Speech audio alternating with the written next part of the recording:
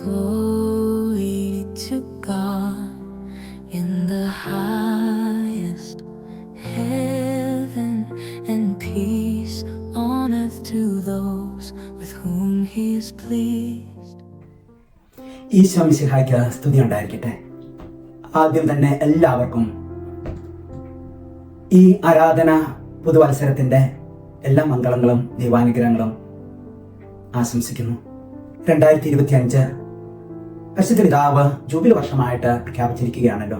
തന്റെ ഏകജാതനെ നൽകുവാൻ ദൈവം തിരുമനസ്സായപ്പോൾ ഈ മാനവകുലത്തിൽ നിന്ന് ദൈവം ഒരാളെ തിരഞ്ഞെടുക്കുകയാണ്.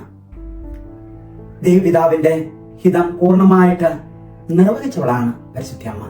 ലൂക്കായുടെ സുവിശേഷം 1-ാം അധ്യായം 28-ാം തിരുവചനത്തില് ഗബ്രിയേൽ ദേവദൂതൻ മറിയത്തോട് പറയുന്നു, ദൈവകൃപ നിറഞ്ഞവളെ സ്വസ്തി, കർത്താവ് നിന്നോട് കൂടെ.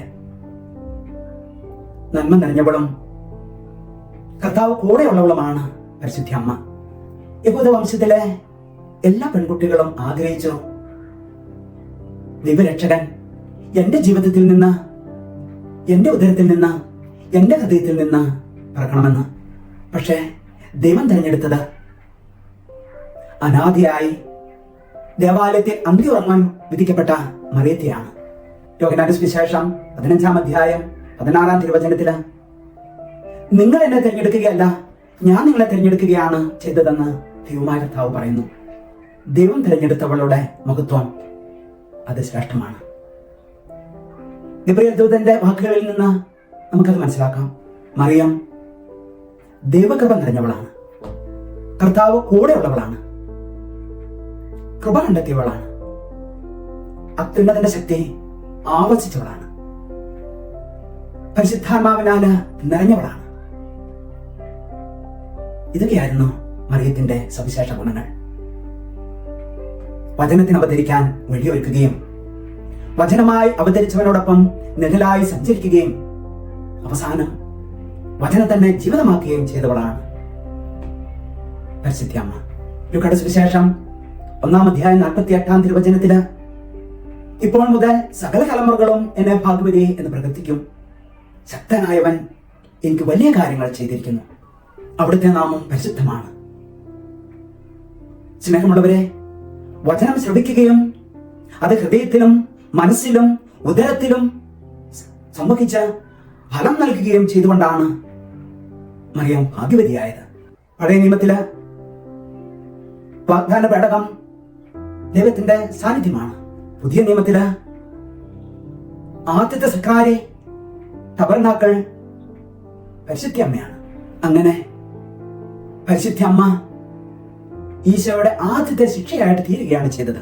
അതുകൊണ്ടാണ് വിശുദ്ധനായ ജോൺ 2 മാർപ്പാപ്പ പറയുക, പരിശുദ്ധ അമ്മയുടെ മടിയിലിരുന്ന് വേണം വിശുദ്ധ കുർബാനയെ നമ്മൾ പഠിക്കുവാൻ, വിശുദ്ധ കുർബാനയെ നമ്മൾ അനുഭവവേദ്യമാക്കി തീർക്കുവാനായിട്ട്.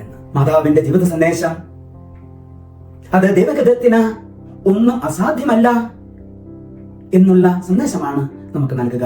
അസാധ്യങ്ങളെ സാധ്യമാക്കുന്ന ദൈവത്തിന്റെ ശക്തിയിൽ വിശ്വസിക്കുവാൻ കഴിയുമെങ്കിൽ, സ്നേഹമുള്ളവരെ, ജീവിതത്തിലെ പരിശുദ്ധ അമ്മയെ പോലെ നമുക്കും അത്ഭുതങ്ങൾക്ക് സാക്ഷികളാകുവാനായിട്ട് കഴിയും.